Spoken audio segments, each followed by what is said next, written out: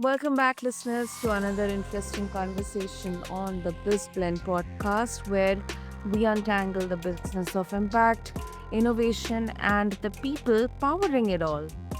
Now, today we are diving into the heart of South Africa's early childhood development space, where passion meets enterprise and edtech is rewriting the roots. And listeners, my guest is a powerhouse of social innovation. Meet Tracey Chambers. She is co founder and CEO of Grow ECD and Taking Care of Business. With a background in finance and future focused on transformation, Tracy is helping thousands of women run their preschools, not just as centers of care, but as sustainable, living businesses, thriving businesses. So, we are going to unpack how digital tools, business training, and blended finance they are reshaping early education for underserved communities, and why this model could be a blueprint for a global change. So, Tracy, welcome to the show, and I'm really honored to have you here with us. Thank you very much, Sona. Looking forward to chatting to you. So Tracy, to begin with, um, when we look at edtech and the entire industry, so uh, many people they view early childhood centers as passion projects.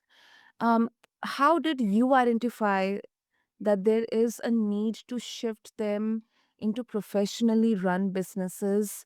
And how did communities respond to this mindset shift? Yeah, so in the South African context, most ECD centers were started by amazing women who have a heart for children.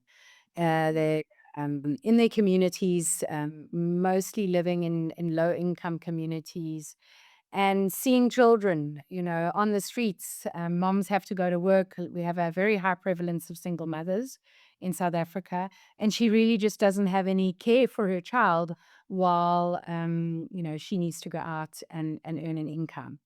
And so many women start what I would have called daycare centers and are largely running babysitting services because she doesn't have necessarily an understanding of what a quality early learning program needs to contain.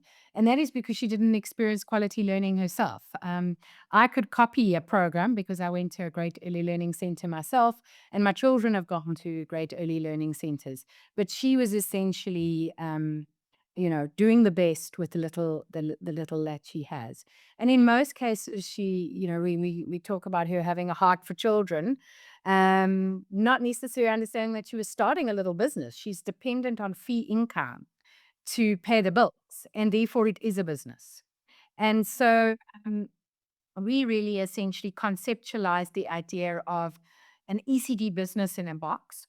What are all the components that she needs that we could design so that literally she could follow a formula and follow a recipe? And that's really how we went about it, is bringing her all of the resources, whether it's curriculum, whether it's teacher training, whether it's administration tools, whether it's parent engagement tools, all of the component parts that I'd seen in wonderful ECDs, bring them together, combine them together into one playbook that she can then utilize to improve the professional and professionalize her ECD center. Hmm. That is really, really encouraging and empowering as well. And um, uh, when we talk about Grow ECD, Tracy, it uses technology in a sector that is often low tech or offline. At least, especially post pandemic when we are talking about. So, how have you introduced ed tech focused tools to preschool owners who may have, just to assume, less or limited digital literacy?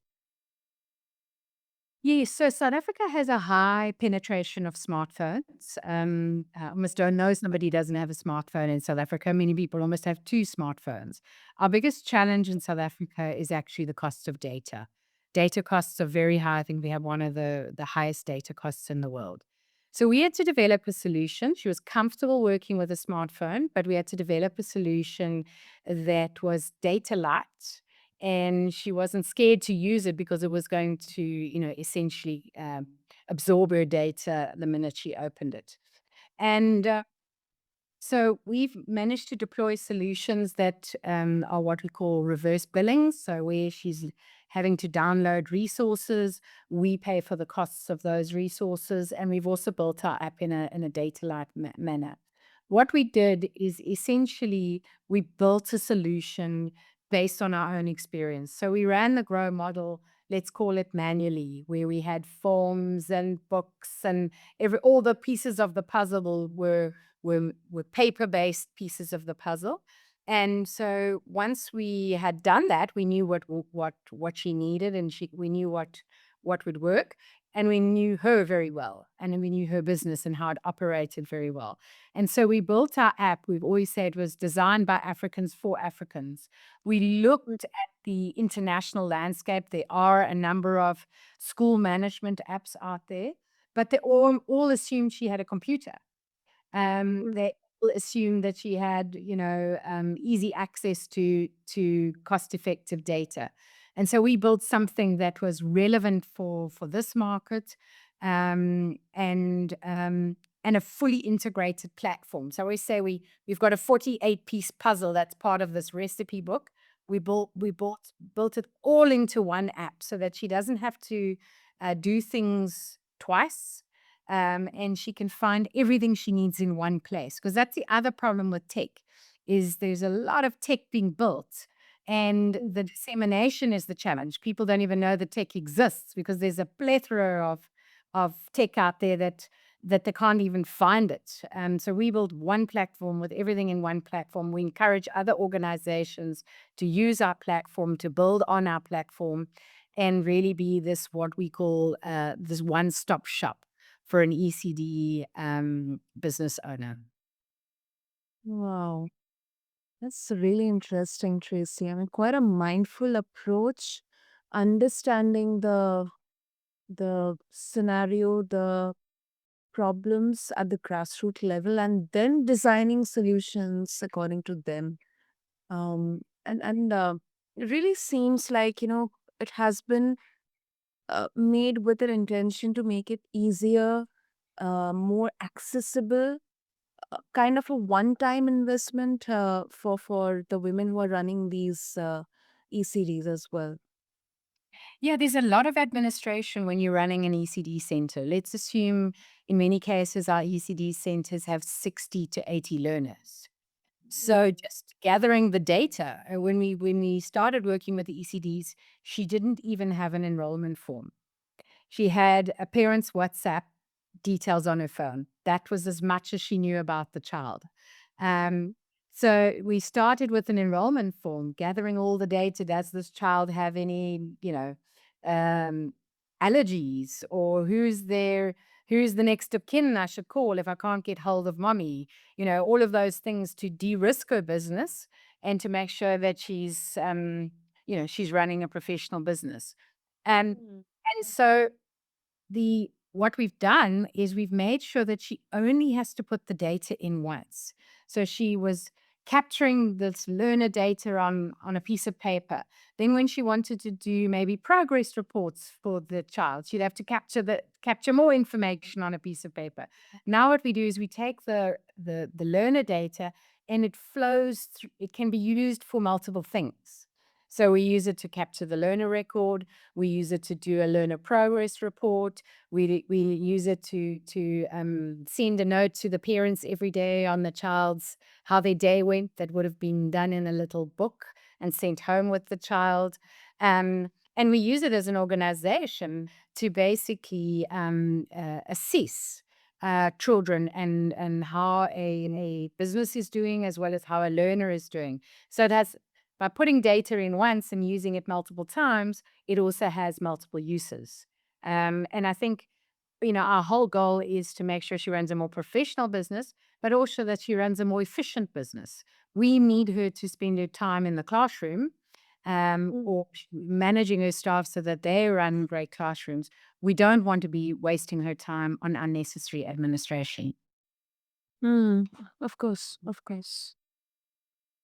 Oh, that really makes sense, Tracy. And uh, you have trained, supported thousands of women through Grow ECD, TCB. Uh, have you, what kind of mindset shifts have you seen as most critical for these women to move from survival to strategic focus, strategic entrepreneurship? Yeah, that's a great question.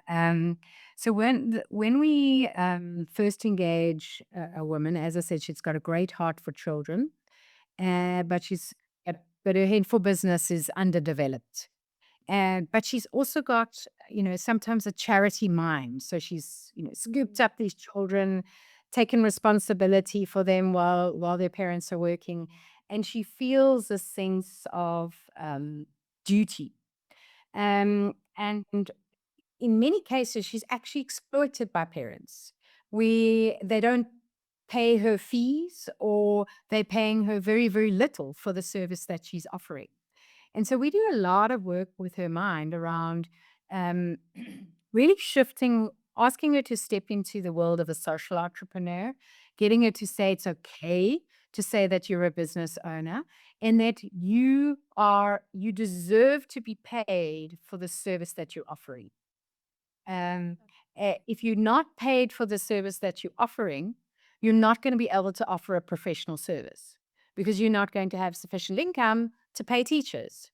If you don't pay teachers, well, you're never going to be able to run a quality program. So, income is a necessary evil, if you want to put it that way, to run a professional business. And showing her, by giving her a quality program, we always say we help women to run 5-star early learning centers. She's often very doubtful. She lacks confidence in the business that she's running. By giving her an accredited program to say this has been reviewed by, you know, um, top organizations, it's been signed off. Our curriculum has a 93% pedagogical excellence score from the Education Alliance for Finland. And getting her to say, I have the best, I am the best. She then grows in confidence, and that improves her relationship with parents. She's actually able to say, I deserve to be paid. This is what I deserve to be paid. And if you don't pay me, I'm okay that you take your child out of this school, and it changes the power dynamic in the parent relationship, and it changes her own self-confidence, so that she can back herself. I think that is what some of the biggest challenges, is that she doesn't back herself. Absolutely, absolutely. I mean, it's such a great example of blending profitability with purpose. So that is something really to appreciate of this. And uh, Tracy, in your I think our listeners will love to know your journey as well. I mean, you went from corporate finance to then social enterprise. So what leadership lessons have been most surprising for you, or maybe most humbling in your journey? Yeah, so my personal journey, I grew up in South Africa. For the listeners, I'm a white South African. I grew up in the midst of apartheid, and had no understanding of really what it was like to live in poverty. Zero understanding of that. And when I spent 20 years in the corporate world, and at the age of 40 decided that I needed to do something to build this nation, not just make money for shareholders, um, but to actually build this nation. And so I started my social enterprise called Taking Care of Business in 2010. And quickly realized that I knew nothing about the work that we wanted to do in terms of helping. Our mission is to help unemployed South Africans start small businesses. That's our mission. And Grow is one of those small businesses that we help women start and improve. And what we had to understand is really the deep rooted psyche and hardwires of individuals that have grown up in poverty with lots of trauma, and that's how that holds people back. So something that is easy for me is not easy for her. We and so that in the early days we were very frustrated. We had simple business models that women could essentially, they were business in a box models. We've got a big model in clothing trading, and women were sabotaging the opportunities. We had widespread theft, and we were actually getting, quite quite angry and frustrated that here was a wonderful opportunity that she wasn't capitalizing on. And it was really only through that frustration that we had to dig deep in ourselves to actually start to really understand the human psyche. And once we did that and we got lots of specialists involved, we actually built our program around changing the psyche. The, Mm. the business only comes right when the psyche's changed. And so we work on basically rewiring the brain um, to, move away from the poverty mindset, to overcome the hardwires that have formed over many years. It's a slow process, it's a deep process. But when you get that right, the business comes right naturally. Yeah, so we've all been on our own journey, and working with people is challenging because everybody's at a different phase in their lives. I think when you're in an impact business and your livelihood is around, to fund is to prove that you're having impact. When you're working with the complexity of humans, you can have the most incredible program, but if the human's not ready for it, and the human's not prepared to do the work to rewire the brain to be able to capitalize on the opportunity, it all comes to nothing. And so, living myself as a high performer with uncertainty and complexity is certainly one of my most important lessons. And that programs, if you're working with humans, cannot be light touch programs. So we always say that all our programs work with heart, head, and hands. What we mean by heart is healing and rewiring. What we mean by head is giving people appropriate knowledge and skills, so that we don't overwhelm somebody who isn't good at maths with complex percentages in the business world, that we meet her where she's at, and she feels that she is able. So a little bit like our EdTech solution, it needs to be fit for purpose. If it was an American solution that I brought to South Africa, assuming that this would work for her, it would have failed. So making sure that the knowledge and skills is appropriate and that she feels that she has the right knowledge and skills to run the business that we're putting on offer. And then the third component, which is hands, is the only way you can reprogram your brain is to have new experiences. And so making sure that all of our training and development is translatable into actionable uh, things on a daily basis. So she's running a real business.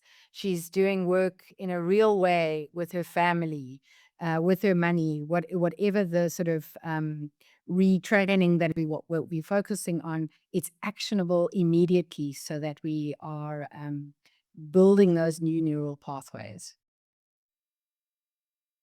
Wow, wow, Tracy. I mean, that's really bold. It's hard hitting, and this is, change at a huge scale. But then also working and understanding each and every component and element playing their unique role into this. So that is really commendable, Tracy. And um,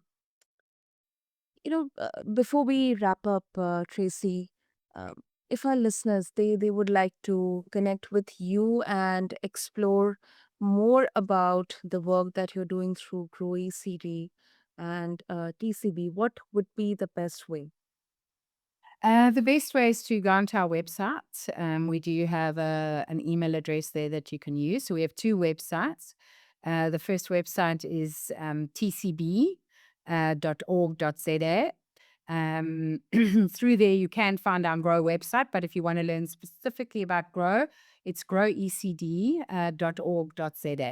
Also, do you have lots of YouTube uh, clips that you can access through that to learn a little bit more detail about exactly how the models work. Wonderful. I'll make sure to have all the links in the show notes for our listeners. And Tracy, thank you so much because this is something I think such a basic part about education blended with technology, profitability blended with purpose. And I think you are not just building preschools, but you are building ecosystems of empowerment. So thank you so much. Absolutely. Thank you for the opportunity. Really appreciate it. So, to all the listeners out there, whether it is teaching business fundamentals to preschool owners or leveraging edtech to elevate the quality of education, Tracy's work proves that you can do good and do well. So, if today's conversation listeners inspired you, share it with a friend or a colleague, tag us on the channels, and let's keep the conversation going about how we professionalize purpose driven businesses in the global south. Until next time, keep blending purpose with performance. This is BizBlend, and I'm your host, Nana, signing off. Thank you.